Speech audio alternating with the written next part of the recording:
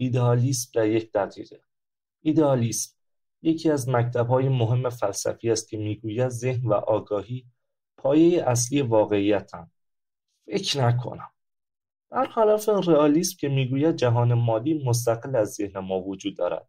ایدئالیسم باور دارد که آنچه ما جهان بیرونی می‌نامیم در واقعیت برداشت ذهن ما از آن است. منظورش اینه که کسخلیم.